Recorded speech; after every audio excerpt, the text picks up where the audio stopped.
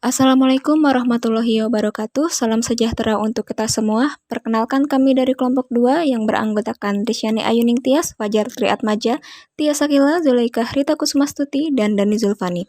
Pada kesempatan kali ini kami akan menjelaskan tentang perumusan masalah pada penelitian kualitatif. Untuk materi yang pertama yaitu merumuskan masalah penelitian melalui fokus. Dalam penelitian kualitatif, masalah itu bertumbuh pada suatu fokus. Fokus di sini dalam penelitian kualitatif itu berarti pembatasan masalah itu sendiri, yaitu suatu usaha pembatasan dalam sebuah penelitian yang bertujuan agar mengetahui secara jelas tentang batasan-batasan mana saja atau untuk mengetahui ruang lingkup yang akan diteliti supaya sasaran penelitian tidak terlalu luas. Bahwa dalam penelitian kualitatif, masalah itu bertumbuh pada suatu fokus. Maka di sini setidaknya ada dua maksud yang ingin dicapai dengan merumuskan masalah penelitian melalui fokus. Yang pertama, penetapan fokus itu dapat membantu dalam membatasi penyelidikan atau penelitian. Maksudnya, jika fokus itu sudah ditentukan, maka secara pasti kita sudah mendapatkan batasan-batasan yang akan diteliti. Dan yang lainnya sudah tidak perlu lagi kita menelitinya. Misalkan dalam masalah pandemi virus corona, kita akan meneliti mengenai pendidikan di masa pandemi. Maka itulah batasan yang akan kita teliti. Kita tidak perlu lagi meneliti mengenai bidang kesehatan, ekonomi, ataupun lain-lain yang tidak diperlukan. Kemudian yang kedua, penetapan fokus dapat membantu dalam mengidentifikasi data-data mana yang dibutuhkan dan mana yang tidak dibutuhkan. Maksudnya, peneliti sudah mengetahui data-data mana yang relevan bagi penelitiannya dengan adanya penetapan fokus tersebut, sehingga data-data yang di luar penelitiannya sudah tidak perlu lagi digunakan dan juga diteliti. Maka untuk menetapkan fokus penelitian, ada 4 alternatif sebagaimana yang dikemukakan oleh Spradley. Yang pertama, menetapkan fokus penelitian pada permasalahan yang disarankan oleh informan. Yang kedua, menetapkan fokus berdasarkan domain-domain tertentu atau organizing domain. Yang ketiga, menetapkan fokus yang memiliki nilai temuan untuk mengembangkan ilmu pendidikan dan juga teknologi.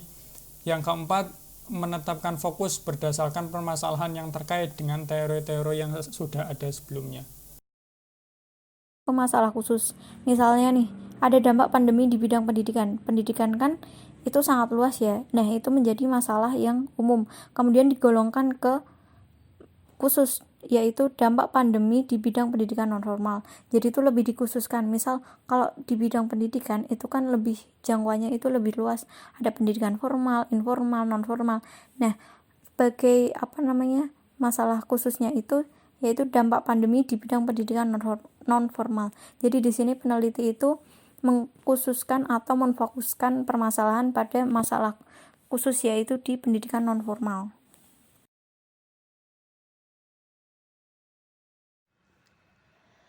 Kemudian dalam menentukan masalah, kita harus memilih masalah tersebut secara umum terlebih dahulu. Kemudian fokuskan pada masalah-masalah khusus. Contohnya dari masalah umum yakni dampak pandemi di bidang pendidikan. Kemudian dikhususkan menjadi dampak pandemi di bidang pendidikan non-formal. Setiap penelitian selalu bermula dari sebuah masalah yang ada. Masalah dalam penelitian kualitatif sangat berbeda dengan masalah penelitian kuantitatif. Masalah kualitatif bersifat dinamis dan kompleks. Ketika menyusun sebuah rumusan masalah, harus memperhatikan teknik perumusan masalah, sehingga dalam melaksanakan penelitiannya tidak mengalami kesalahan atau kegagalan. Terdapat 4 langkah-langkah perumusan masalah menurut Moleong. Yang pertama yakni tentukan fokus penelitian. Seorang peneliti sebelum melakukan penelitian harus memiliki topik penelitian terlebih dahulu. Contoh topik penelitiannya adalah kegiatan bebas seks di kalangan remaja. Berdasarkan topik tersebut, penelitian dapat menentukan fokus penelitian yaitu kegiatan bebas seksual. Yang kedua adalah cari berbagai kemungkinan faktor yang ada kaitan dengan fokus tersebut yang dalam hal ini dinamakan subfokus. Contohnya, ketika kita ingin meneliti tentang sebuah kegiatan bebas seks di kalangan remaja, berdasarkan hal itu, peneliti harus mencari berbagai kemungkinan yang terjadi bebas seks tersebut. Faktor-faktor penyebab berupa subfokus, yaitu pengaruh film porno, cinta muda, atau yang lainnya. Nah, upaya ini mencari berbagai subfokus didasarkan pada hasil penelaah kepustakaan, media massa, cerita dengan para remaja. Dari faktor-faktor yang terkait, adakan pengajian mana yang sangat menarik untuk ditelaah, kemudian tetapkan mana yang dipilih. Dari beberapa subfokus yang disebutkan tadi, peneliti harus mengkaji beberapa subfokus yang menarik untuk diteliti. Nah, subfokus ini yang dirasa kurang menarik dapat dihilangkan. Kemudian yang terakhir, kaitkan secara logis faktor-faktor subfokus yang dipilih dengan fokus penelitian. Langkah ini adalah mengkaitkan subfokus yang telah dipilih dengan fokus penelitian yang akan diteliti.